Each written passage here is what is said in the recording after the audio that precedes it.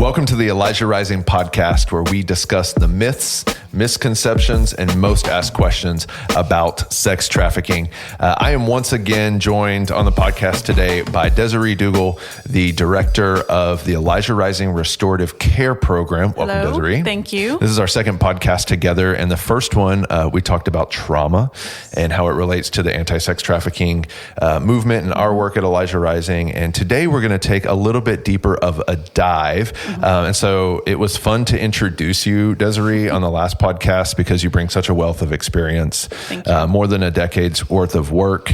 Desirie is what we call an OG in this work. And Elijah Rising is really, really blessed and to have Desirie on staff.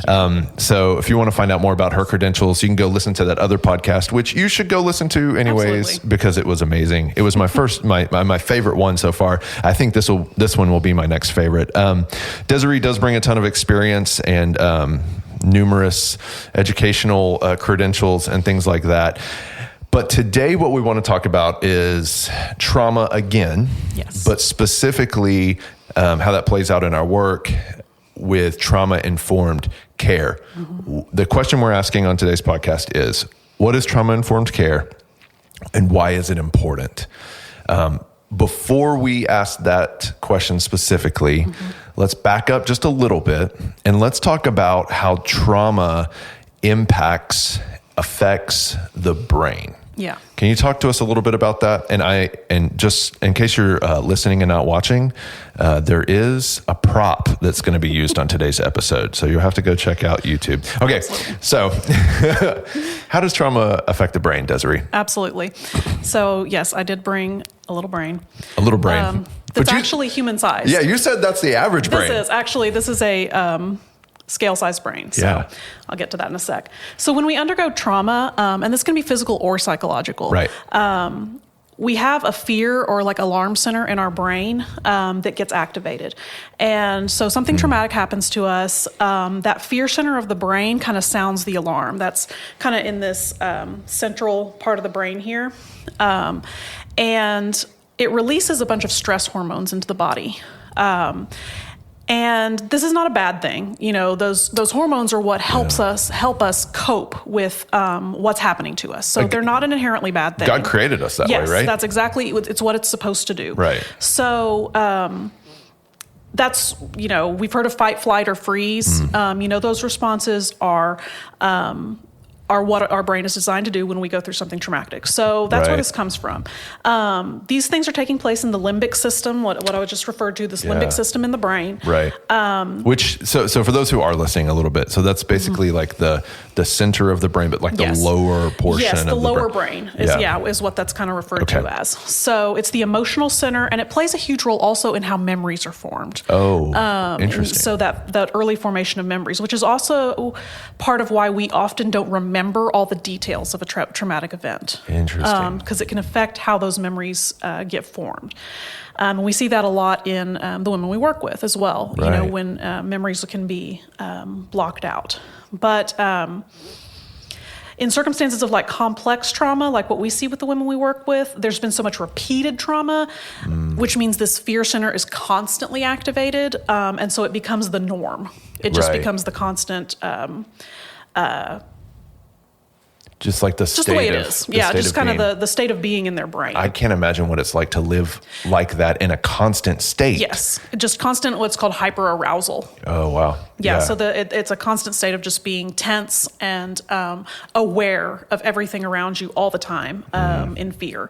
So the adrenaline, though, it when we are facing a traumatic event, though, it heightens our awareness in those dangerous situations, which is a good thing. Again, that's like a survival. It's a survival mode. Yeah, right. But the cortisol keeps those horrifying details of a trauma from lodging into our brain. Oh, wow. So again, those are part of a defense mechanism. And depending on what age, a trauma happens to us, though these chemicals can keep the brain development can stunt the brain development, and kind of keep this thinking center, this prefrontal cortex area of the brain, from fully forming, which is something you can actually see in brain scans. So the trauma releases these hormones, right? Which is part of the survival mechanism that you've been designed by God. Like if you're getting chased by a bear in the woods, right? The limbic system is going to activate. You're going to, right. Okay. But then if you experience trauma again and again and again and again, and that becomes your state of being, that damages. Yes. Is that the right word? Is it damaging the brain or stunting the brain? It creates these neural pathways in the brain that keep you in those. It keeps those stress hormones just constantly flowing the same way, and it can impact the development of the brain in a negative way. Right. And so if that's happening at a young age, when brain is still forming. Yeah, that has long-term impacts. And I would assume stunts the ability to mature. Yes. Right. Okay. So I guess the next question then is the obvious one. So what can be done, right? Sure. What can be done to change our brain's responses and those neural pathways that you just described? Yeah. And of course, the most important thing to remember is that we can do something to change those. Good. Yeah. Absolutely. So while those things do create, like I said, these pathways in the brain, we can change them with time and effort and repetition of good things. Time, effort, repetition. Yes. Yeah. Okay. And so changing the way our brain responds to events when we're in a safe and stable place can reform those pathways and start creating pathways that are good, that create good responses in us. Working with a good therapist is one way we can definitely work on rewiring those things, but they need to specialize in trauma, and not every therapist does that. Sure. So when you interview a therapist, and you should interview your therapist before choosing them, you need to make sure that they specialize in therapy, in trauma or complex trauma, if that's your circumstance, so that they know how to help you. They understand how to do that rewiring of those neural pathways. Yes, how to really work with your circumstances. Mindfulness, and I know that's a buzzword, kind of, but true mindfulness that's therapeutic is another practice that can be really beneficial in helping trauma survivors learn to feel safe in the present moment. Keep them present in a moment that is perhaps scary, but can keep them present and learn to process through a memory, stay with it in a moment when they normally might have detached or dissociated in some way. Like as a result of a trigger, like they hear something, smell something, see something, somebody says something, and that puts them back in that place of the trauma. Yes. But you're saying mindfulness is a practice to where say, no, I'm here right now. I'm here and I'm safe. I'm safe. So I can work through this now. Right. So that's, used correctly, it can actually be very beneficial. Sure. But there are a lot of other ways as well. Journaling, yoga, dance, anything that can help somebody remain present in their body, during a trigger can be really beneficial. Yeah. So in my own kind of process, I see a therapist weekly. We talk a lot about grounding, which I think what I'm hearing from you is it's just a different word for a very similar thing. Like this is where I am. It's part of mindfulness. Yes. Yeah. It is part of mindfulness. It's when you feel triggered or start feeling a panic attack or an anxiety, something coming on. It's a tool you can use to bring yourself back to a calm place. I'm not in that place. I'm actually right here. Yeah. Yeah, I'm always being told to journal. I'm not a journaler, but I started doing it, and sure enough, it actually does help. Yeah, there is something about the physical act of writing that helps with that brain work. Yeah, it's fascinating. Well, it's doing the reworking of those neural pathways that you've talked about. So, okay, so how does the trauma of the survivors, the women who have survived exploitation and trafficking that we work with, that you work with directly, almost on a daily basis, how does their types of trauma, the complex PTSD, the trauma that they've experienced, how does it differ from, say, mine? I was never trafficked, I was never exploited or sexually abused, but I certainly have trauma. All people have trauma. So what is different about what they've experienced? Yeah. Like you said, everybody has trauma, and nobody's trauma is exactly the same. Okay, yeah, that's well course. said. But survivors of exploitation and trafficking primarily, like I said, have that complex trauma, that repeated continuous trauma that has put them in that hyper-aroused state, particularly when they first exit their situation, they're still in that state. A lot of these. So sorry to cut you. No, so okay. That's such a good point, though. It's like it's not just because they exit, like suddenly a switch is flipped, and now it's like no, you're fine now. Yeah. They're actually their brain chemistry is still in the exact same place, whether they're there still physically or not. Which has a lot to do with the work that, that needs to be done. Sorry, go ahead. Go ahead. So it takes them some time to really come out of that and feel safe. Yeah. And that's when their brain chemistry that hyperarousal can start diminishing. Yeah. But, most of them, a lot of them have also had some kind of childhood trauma. So that's also impacted that, development of the thinking center and the prefrontal cortex. So there's also a lot of times that aspect of it. Many of them also have physical trauma as well, in the form maybe of some kind of traumatic brain injury, gunshot or knife wound. Right. Just so many things that they've dealt with just living the lifestyle that trafficking has put them in. Yeah, because it's a violent world. It's a very violent world, and that we see this in our intervention work pretty frequently, and even just talking with those who are still being exploited. We just hear story after story about, I was beaten up last night, or sometimes you encounter women on the street during intervention that they've got black eyes, they've got fresh wounds.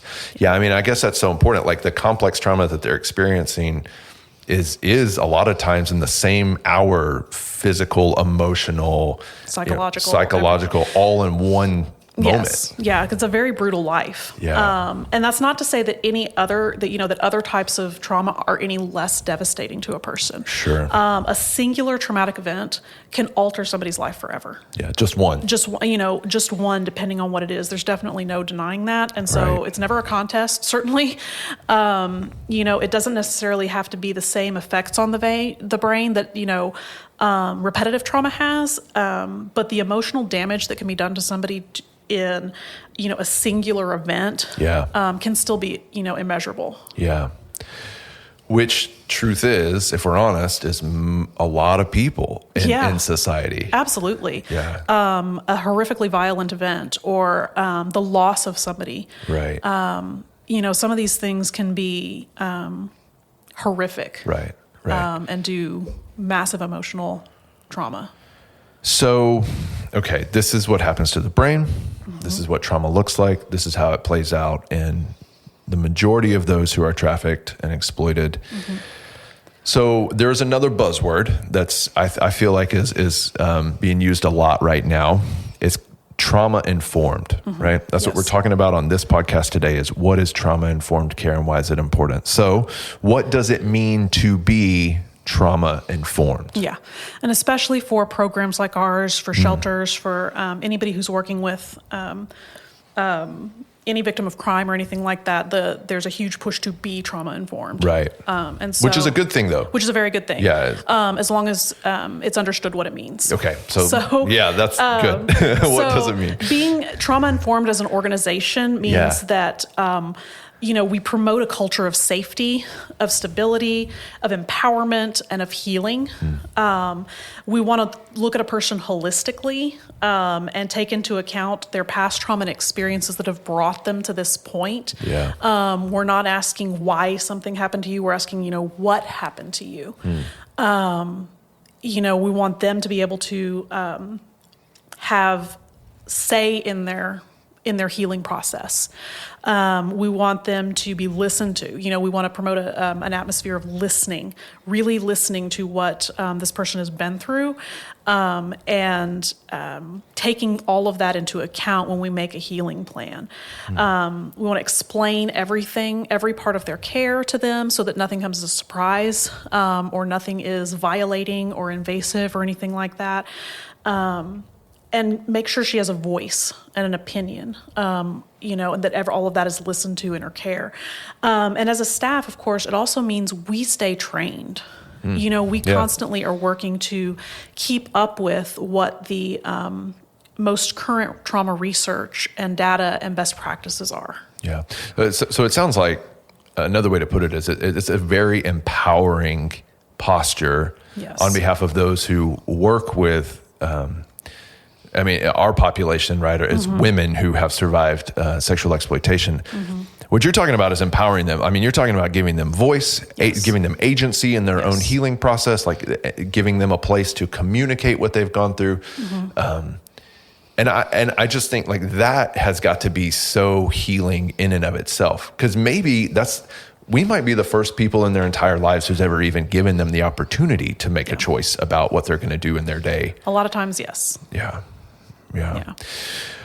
Okay, so there is one of the things we want to do with this podcast is we want to dispel the myths around this work. So there is a myth out there that if you're strong, you can make it through the trauma by yourself. Everybody's experienced it. So if you're strong enough, if you're educated enough, that you can just muscle through it, pull yourself up by your own bootstraps, kind of a thinking.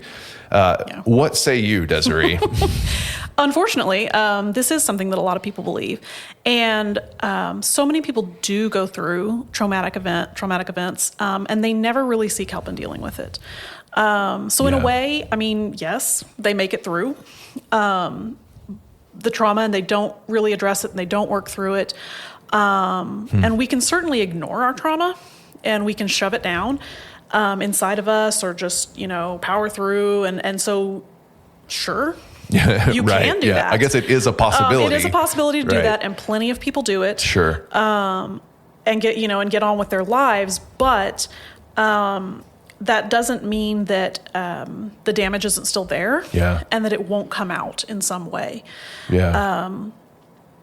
Specifically or especially in older generations where things like mental health care weren't as available, were still much more stigmatized. People didn't seek help for a lot of these things. And so they did. They just pushed through it and they went on with their lives. And, this isn't to denigrate them in any way. Right. They did what they had to do. But I think a lot of them would agree that they still suffered ill effects of it. Right. And took it out maybe in ways that they wish they hadn't. Or passed it on to the next generation. Right, yeah. Well, we're going to take a break in the podcast for just a little bit. And when we come back, we're going to ask the question, what is trauma-informed care specifically? And then how does that play out at the Elijah Rising Restorative Care Campus specifically? So we'll see you in just a second. Hey everybody, I hope you are enjoying today's episode of the Elijah Rising podcast. Right now I'm standing in the Elijah Rising store that sells goods that empower survivors of sex trafficking. All the items in this shop, the purchases support the employment as well as the restoration of women that are in our program. So please come visit us at 11th and Studewood or online at shop.elijahrising.org. And today, on your first purchase, we're going to offer you $10 off if you shop online using code PODCAST. Welcome back to the Elijah Rising podcast. Before the break, we were talking about what it means to be trauma-informed. And so now I want to ask you, Desirie, what is trauma-informed care specifically? Yeah. So what that looks like really put into practice is being understanding in the way that we approach the people that we work with. Yes, we provide that safe and stable environment, but it's also making sure that information is readily available and answering questions for the residents, being aware of everything that's happening with their care, letting them know everything that's happening with their care. Yeah. We want to be sensitive to their needs by asking in advance if there's anything that we can do to make things easier for them, because we know a lot of the things that we do, whether it be medical visits or, some of the psychological things that, they're going to do in their therapy and things like that. We want to ask if there's ways we can help them cope. Yeah. Because we know things are going to be hard. Right.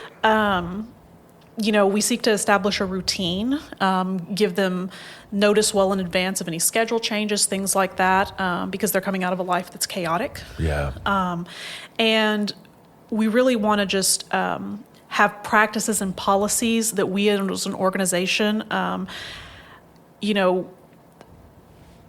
come up with that, like I said, come out of our own, our training with real, just top of the industry experts that are researching the best trauma-informed practices, Right. this neurobiological work that they're finding out more and more about the brain and ways that we can work with trauma, Right. and more innovations in therapy and things like that can help us understand better how we can be more accommodating and more therapeutic in our environment. Yeah, so it's really kind of combining. I mean, we're a faith-based nonprofit. Yes. So, and the first commitment we have is to prayer. I would imagine that some might argue another myth here, right? Mm-hmm. Or misconception that some might argue like, well, if you just pray, if you can just pray harder, right? Yeah.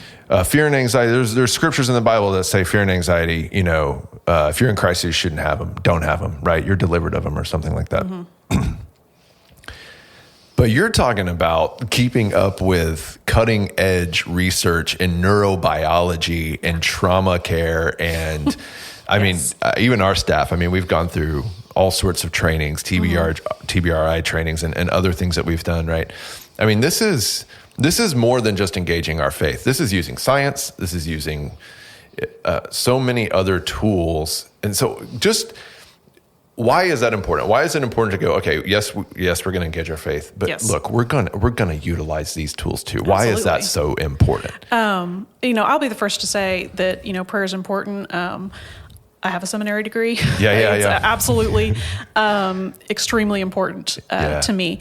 But at the same time, we're looking at the brain as an intricate and complicated, organ that was created as part of a human being. Right. And the more we can learn and the more we can study this as this amazing, piece of ourselves that, that was created with all of these defense mechanisms and healing properties and connections with the rest of our body. That's right. I think it's amazing, and that God's given us these abilities to study these things, right. And look at this thing and make a model of a brain, that we're able to see these little pieces in here, and know what they do, and know how hormones affect different parts of the body. I think is huge. Isn't that fascinating that we can use our brains to study our brains? Yeah. Anyways, we'll do fascinating to me. We'll do another podcast on that. That loop. I love it. I think it's amazing. Well, and it's miraculous. It's God's gift to us. Okay, so why is trauma informed? So we've talked about trauma and being trauma informed. We've talked about trauma informed care and what that looks like organizationally. Sure. So let's bring it back to those who, the population that we work with. Why is trauma-informed care critical for those who have survived sexual exploitation? Absolutely. Like I mentioned, they're coming out of circumstances where they a lot of times don't know what's coming from 1 minute to the next. Yeah. They don't know what's going to happen the next time a door opens. Doing outreach and stuff like that in my past, we would often ask a woman like, a lot of them are smokers, and they bought their cigarettes a pack at a time. Yeah. It's a lot more effective, cost-effective wise, obviously, to buy them by the carton. Right. But they never, ever did that because each pack could be their last. So they're not going to buy a carton when they don't know if they're going to make it to tomorrow. Not planning for the future. No, there was no planning for the future. Yeah. And that's how the reality of how they had to live, and they didn't think twice about it. Right. Because they knew that, day by day. And so us providing stability and that, schedule of knowing, okay, tomorrow, these are the things I'm going to do. There's still going to be food on the table a week from now. Yeah. Yeah. Even things like, we do meal planning, things like that, and these are this is the day that so-and-so is going to cook, and this is the meal they're going to cook, and this is, and so having those things posted and them having copies of them in their binders and their day planners and things like that. They love when they get their day planners. Wow. It's a big thing. But giving them information about all of that kind of stuff, setting goals with them, both long-term and short-term, so that they have something they're working towards in the future. And just being sensitive to the trauma they've undergone in a completely non-judgmental way. Is something that a lot of times is just so shocking to them. Because they face so much judgment, for their lives in the past. And it doesn't necessarily seem like a big deal, to a lot of us. But these things are very important, for them to have the freedom to go to a kitchen and prepare what they want to eat any time of the day is something that we take for granted. But that's a huge freedom to these women. Well, it is something we take for granted. Most of us take for granted on a daily basis, of course. That's so what we're trying to do then is create a safe, stable environment that understands what the triggers are, what the past is to the best of, what they've shared, and just trying to mitigate all those things so that they know that, hey, look, you're safe here. Yeah. And that's so that brain can heal. Yes. And all of those patterns, habits, behaviors can start to change. Yeah. So how does the Elijah Rising Restorative Care campus implement trauma-informed care? So let's just drill down. Like, what are the practical, earlier you mentioned policies and procedures, and look, I've seen the binder. It's insane.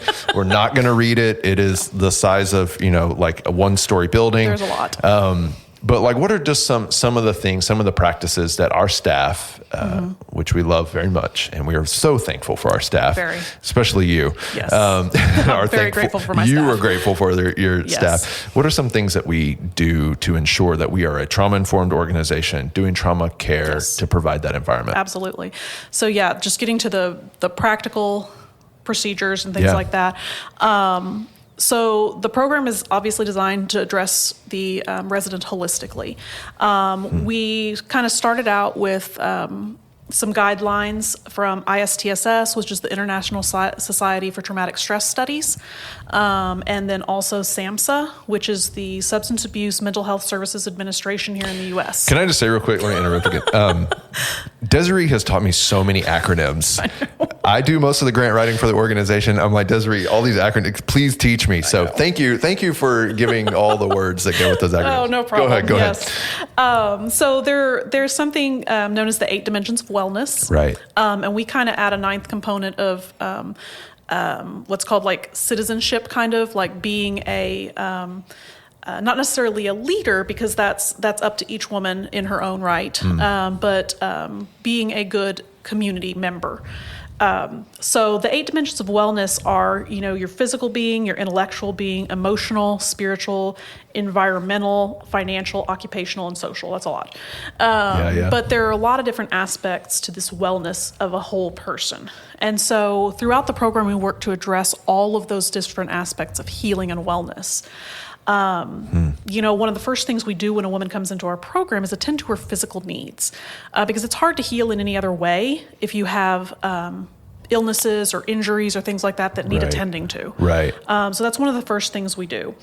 We have a really amazing partnership with Baylor College of Medicine, and through that we have just one of the most amazing psychologists that I've ever known. She is amazing. And I just love her. So she provides therapy for all of the women in our program. So their psychological needs can be tended to just in a way that, is unlike, anywhere. That's the high, we talked about earlier in the podcast, like that's the highest level of care we can provide. We found it, we secured it, and it works. And it's wonderful. Yeah, it's wonderful. So she also provides their assessments, their psychological assessments and things like that upon entering the program. So we know, what level of care is needed for them, which is also huge. we have opportunities for the women to advance in their education. So depending on where they're at, whether it's they need a GED, whether they're wanting to start college, whether there's a vocational training that they're interested in, we work on those opportunities as well, getting them to where they want to be. They develop job skills in our social enterprise, where they have the opportunity to, earn money as well as learn those job skills. Yeah. And that's where we also teach them, how to manage their finances. Obviously, as a faith-based organization, we offer plenty of opportunities for spiritual growth through, devotions and Bible study and things like that, which are optional, faith-based, but we aren't, pushing anybody into anything. Right. It's a choice, right? We're giving all about empowerment and agency so that they can learn the skills to develop their future. Absolutely. Yeah. But also, as far as environmental, we're, giving them that safe environment that we talked about. And and at our campus, the residents are learning to live in community with one another. Yeah, that's huge too. So and the staff. So they're building those relational pieces. They're learning how to have relationships that are healthy. Healthy relationships, So all of these things, just combine to meet those dimensions of wellness in a tangible way.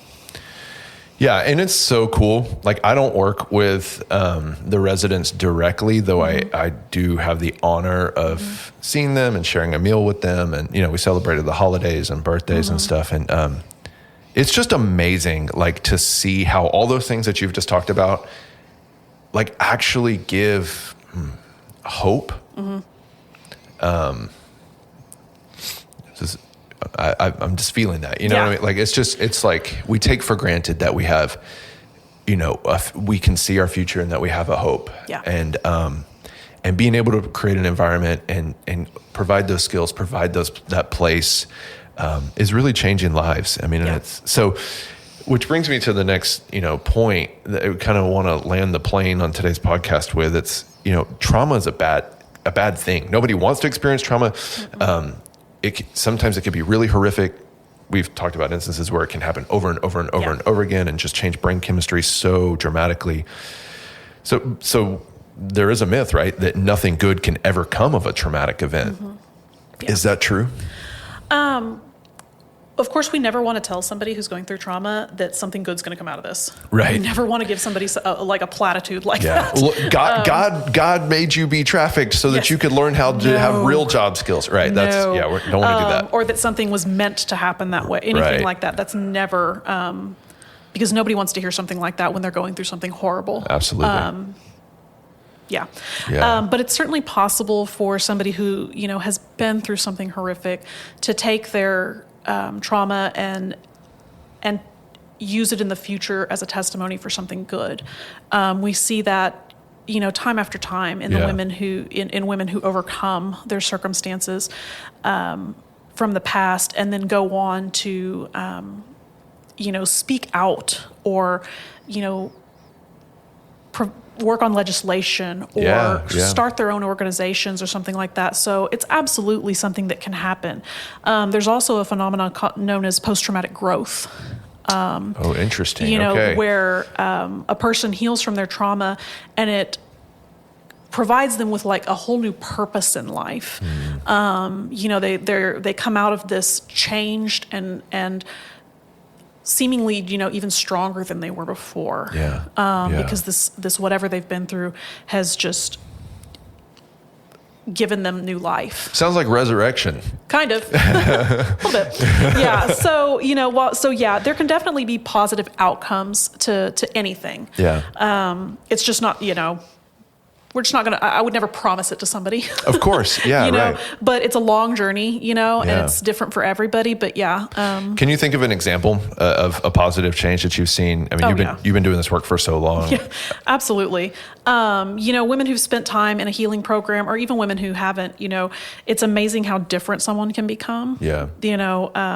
Going from the chaos of a trafficker to, a stable place, it doesn't even have to necessarily be something that happens immediately. She has to figure us out, and decide if she can trust us. But it's a beautiful thing when you see a woman realize, that we're not out to get her. We're not going to give up on her. Yeah. No matter what. And that we're really there for the long haul. to go from a woman who's very tentative and guarded and almost hostile even, Right. to being happy and relaxed and At home, and actually really letting us into their goals and dreams and family, considering us family. Yeah. It's just a huge shift. Yeah. And it's really, really cool to see. Well, this has been such a powerful conversation. I appreciate you coming back on the podcast. I'm deeply impacted by the work that we do. And so I hope you as listeners, and you viewers, if you're watching this on our YouTube channel, I'm hoping that this is impacting you as well. One of the main goals for this podcast is to be informative, is to have conversations with experts in the field, and to look at this work from different angles and different facets, because it is, we're talking about neurobiology today. On the next one, we might talk about prayer, so there's just so many different facets. And so I'm hoping that you, if you're listening, if you're watching, that you are finding the value in this podcast, in the information that's being provided in this podcast, and the guests that we bring onto the podcast, whether they're from outside the organization or like Desirie from within the organization.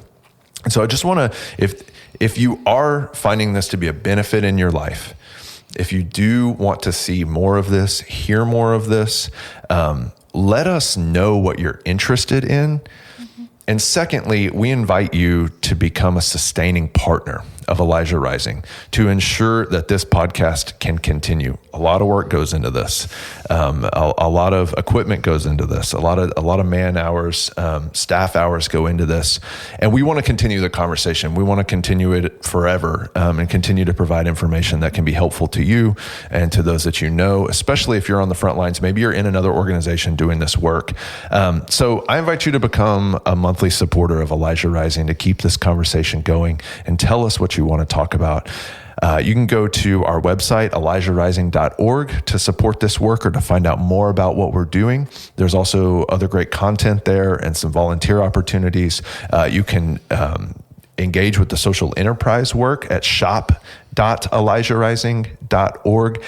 Buy some candles for the next birthday present that you need to show up somewhere with. And subscribe to our YouTube channel, and follow us on Facebook and all the other social media platforms, Instagram. Rate the podcast, because we do this for you guys. We do it for those that we serve, but we really do it for you, to provide you with the information that we think is valuable and important, and important to do this work. So Desirie, thanks again for being on today, and we'll see you on the next episode of the Elijah Rising podcast.